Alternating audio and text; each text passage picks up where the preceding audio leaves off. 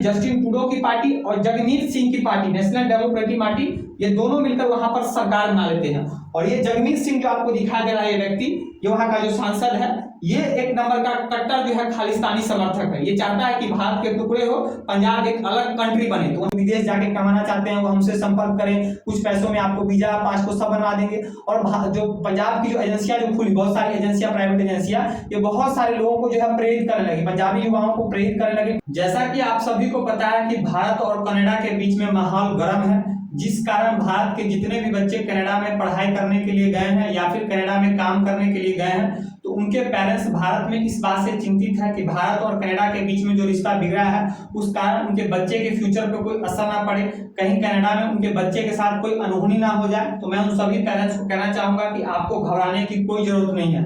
घबराने की जरूरत क्यों नहीं है, इसे मैं आगे वीडियो में बताता हूं। लेकिन सबसे पहले आप लोग ये समझिए कि भारत और कनाडा के बीच में रिश्ता क्यों बिगड़ा है। ये व्यक्ति जो आपको पंजाबी व्यक्ति, सिख व्यक्ति दिखाई दे रहा है, इसका नाम है हरदीप सिंह निज्जर। इसको भारत सरकार ने भगोड़ा घोषित कर रखा था, आतंकवादी घोषित कर रखा था। ये भारत को छोड़कर जो है कनाडा की नागरिकता ले चुका था और कनाडा से जो है भारत के खिलाफ जो भारत के तोड़ने की जो है साजिश कर रहा था। भारत की जो NIA है, नेशनल इन्वेस्टिगेशन एजेंसी, उसने इसको पकड़ने के लिए 10 लाख का इनाम रखा था कि जो भी व्यक्ति और इसको पकड़वाने में मदद करता है NIA को, तो NIA उसको 10 लाख का इनाम देगी। लेकिन इसी साल जून 2023 में इस व्यक्ति को कनाडा में किसी ने गोली मारकर इसकी हत्या कर दी और ये व्यक्ति मारा गया। जून में जब ये मारा था, जून, जुलाई, अगस्त, सितंबर, लमसम 3 महीने से ज्यादा हो गया इस व्यक्ति को मरे हुए। अब इसी महीने में जो कनाडा के प्रधानमंत्री है जस्टिन ट्रूडो, वो अपने संसद में आते हैं और संसद को संबोधित करते हुए कहते हैं कि हमारे नागरिक जो हरदीप सिंह निज्जर को जो मारा गया था, उसमें हमें यह पता चला है कि हरदीप सिंह निज्जर को मरवाने में भारत सरकार का हाथ है। इसलिए हमने भारत के एक सीनियर डिप्लोमेट जो कनाडा में रॉ के एक प्रमुख थे, जो हमारी खुफिया एजेंसी है raw, research and analysis wing, उसके प्रमुख थे, उस व्यक्ति को हमने, उस डिप्लोमेट को, भारत के उस डिप्लोमेट को हमने कनाडा से निष्कासित कर दिया है और बोला है जल्द से जल्द आप कनाडा को खाली कर दो।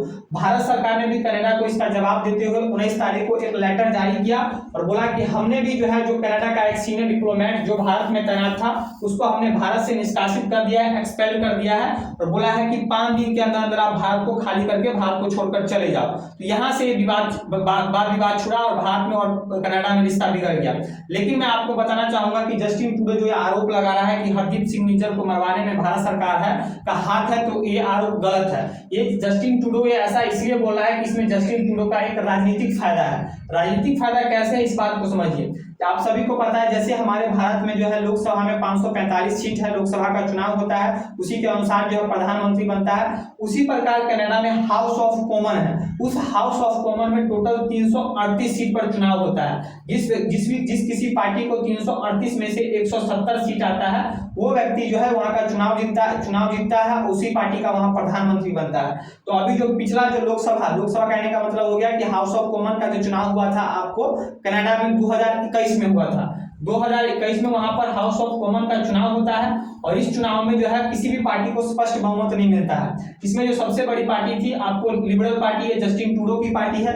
जस्टिन ट्रूडो की पार्टी को 158 सीट मिलता है, यानी 2 सीट कम मिलता है बहुमत साबित करने के लिए। उसके बाद दूसरी पार्टी जो बनती है सबसे बड़ी पार्टी, वो है कंजर्वेटिव पार्टी। कंजर्वेटिव पार्टी को 117 सीट मिलता है। उसके बाद तीसरी पार्टी जो बनती है सबसे बड़ी पार्टी, आपको ब्लॉक क्यूबेकाइस पार्टी है।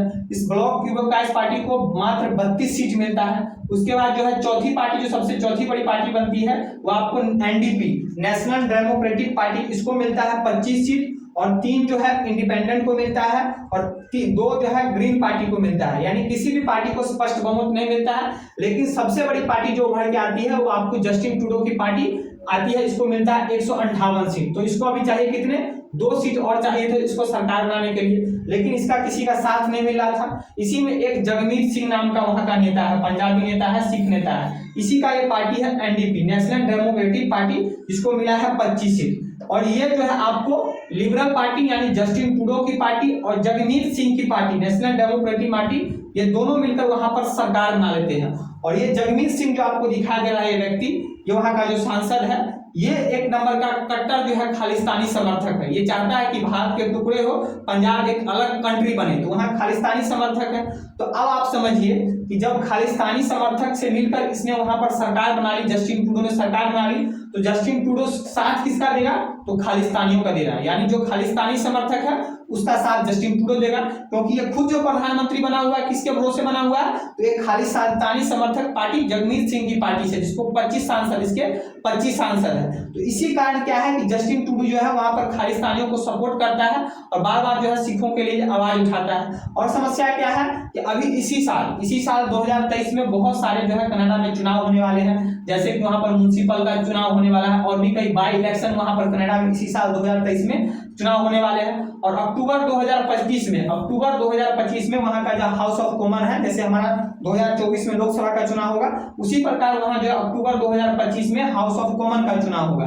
तो अभी सबसे बड़ी समस्या है कि इसी साल 2023 में म्युनिसिपल का भी चुनाव है, नगरपालिका का चुनाव है, बाई इलेक्शन भी है, और सपोर्टर किसका है, किसके सपोर्ट से बना है, तो एक खालिस्तानी समर्थक जगमीत सिंह की पार्टी के सपोर्ट से ये प्रधानमंत्री बना है। तो इसको समस्या बन जाता है कि अगर ये खालिस्तानियों का सपोर्ट नहीं करेगा, अगर ये उनकी बात नहीं सुनेगा, तो इसकी कुर्सी खुद गिर जाएगी।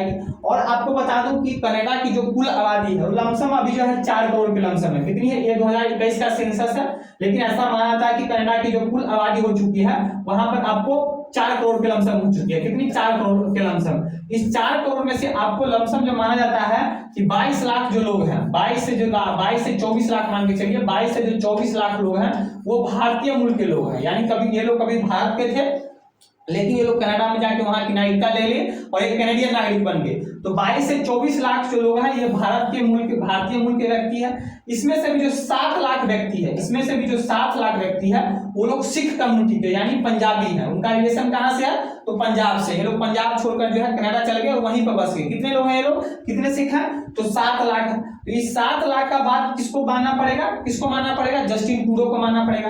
जस्टिन ट्रूडो को क्यों मानना पड़ेगा कि जस्टिन ट्रूडो जो खुद जो प्रधानमंत्री बना हुआ है वो जगमीत सिंह की पार्टी के सपोर्ट से बना हुआ है। अगर जगमीत सिंह इसका साथ छोड़ता है तो खुद प्रधानमंत्री का पद इसको जो है छोड़ना पड़ जाएगा।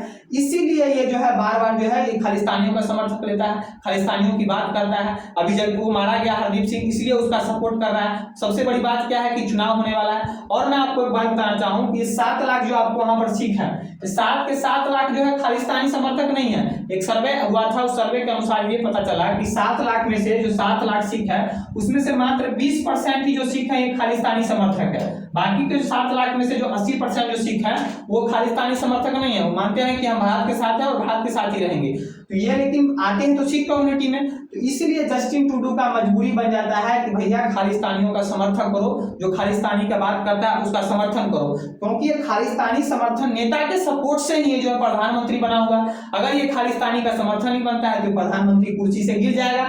इसीलिए अभी तो चुनाव भी होने वाला है, बाई इलेक्शन, और 2025 में फिर से इसका जो हाउस ऑफ कॉमन का चुनाव है। इसीलिए जो आपको जो हरदीप सिंह जो मारा गया है, इस जगमीत सिंह के जो है दबाव देने के कारण ये जो है संसद में आवाज उठा रहा है कि भारत सरकार ने जो है जगमीत सिंह को, हरदीप सिंह को मरवाने में जो है साथ दिया है। तो सारा मुद्दा ये है। तो यहाँ के जितने भी आप लोग पेरेंट्स हैं, आप जो सोच रहे हैं कि आपके बच्चे वहां पर गए हैं, आपके बच्चे के साथ कोई अनहोनी ना हो जाए उनके फ्यूचर पे, तो ऐसा कुछ नहीं होने वाला है। ये सिर्फ इसका एक चुनावी ड्रामा है। चुनाव खत्म हो जाएगा फिर ये शांत हो जाएगा। और सबसे और क्या प्रॉब्लम है, इसको ऐसा इसलिए भी करना पड़ रहा है क्योंकि अपने ये जो जस्टिन ट्रूडो को ऐसा इसलिए कर रहा है क्योंकि अपने जो कनाडा के जो नागरिक है उस नागरिकों का भी ध्यान भटकाना चाहता है। ध्यान इस बात का भटकाना चाहता है कि कनाडा में अभी क्या है कि जो आपको सभी पता है कि कोरोना काल के बाद सभी देश में महंगाई जो है बहुत तेजी से बढ़ी। तो कनाडा में जो है महंगाई बहुत तेजी से बढ़ी। यहाँ की जो खाने पीने की चीज है, जो रोजमर्रा की चीज है, उसका दाम बहुत हाई हो चुका है।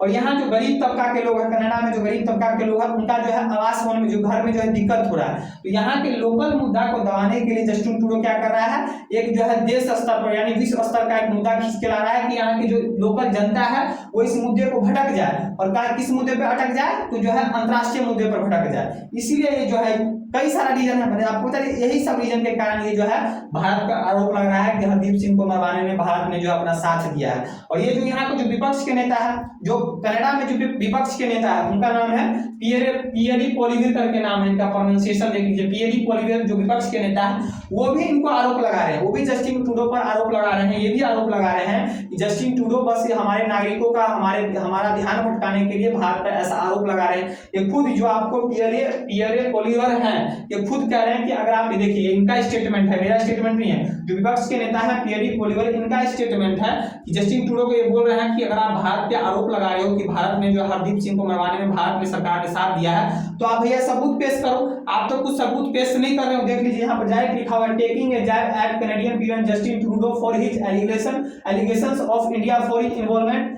in the alleged killing of the Khalistan terrorist. Canada's opposition leader Pierre Poilievre has said that he should come out of clean with all the facts. यानी आपको ये कह रहे हैं कि जस्टिन ट्रूडो कह रहे हैं कि आप जो भारत का एलिगेशन लगा रहे हो, जो आरोप लगा रहे हो, तो आपको जो है सारे सबूत के साथ आरोप लगाना चाहिए। आप तो कोई सबूत दे नहीं रहे हो, डायरेक्ट आप ऐसे कह रहे हो कि भैया भारत में जो है हरदीप सिंह को मरवाने में जो है भारत सरकार का हाथ है, इसलिए हम भारत के सीनियर डिप्लोमेट को जो है यहाँ से कनाडा से निष्कासित करते हैं। तो ऐसे सिर्फ एक इसका चुनावी बहाना है, जो अपना इसका अंदरूनी मामला है, कनाडा का अंदरूनी मामला है, जो अंदरूनी इसको जो है दिक्कत हो रहा है, उसको जो हटाने के लिए ये भारत सरकार पर ऐसा आरोप लगा रहा है। तो भारत के जितने भी बच्चे वहां पर पढ़ने के लिए गए हैं या फिर काम करने के लिए गए हैं, उनके पेरेंट्स जो चिंतित हो रहे हैं, तो उनको चिंतित होने की कोई जरूरत नहीं है।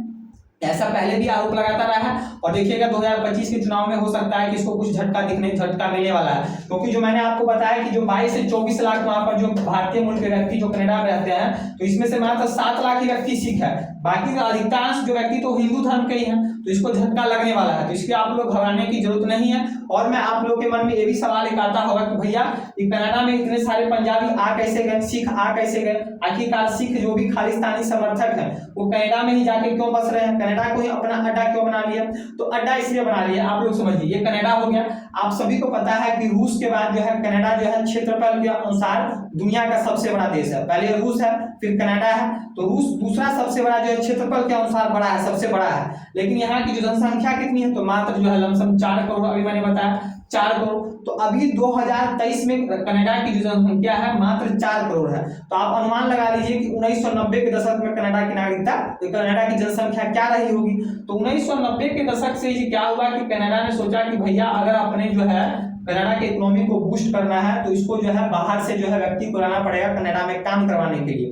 और कनाडा को कहा था कि जो सिख लोग हैं, जो पंजाबी लोग हैं, वो काम करने में ज्यादा मेहनती होते हैं। इसी बीच में क्या होता है कि हमारे पंजाब में भी जो है बहुत सारी एजेंसियां खुल जाती है। एजेंसियां क्या काम करती है, वो जो खूब टीवी पर प्रचार ऐड देने लगती है, आपको पेपर में जो है न्यूज़पेपर में ऐड देने लगती है कि जितने भी बेरोजगार व्यक्ति हैं जो विदेश जाके कमाना चाहते हैं वो हमसे संपर्क करें, कुछ पैसों में आपको वीजा पासपोर्ट सब बनवा देंगे। और जो पंजाब की जो एजेंसियां जो खुली, बहुत सारी एजेंसियां, प्राइवेट एजेंसियां, ये बहुत सारे लोगों को जो है प्रेरित करने लगी, पंजाबी युवाओं को प्रेरित करने लगे। टीवी चैनल ऐड दिखा कर आज भी जो है पंजाब में जो है ऐड आता था टीवी पर कि आप कनाडा जाना चाहते हैं तो हमसे मिले, ऐसे मिले वैसे मिले।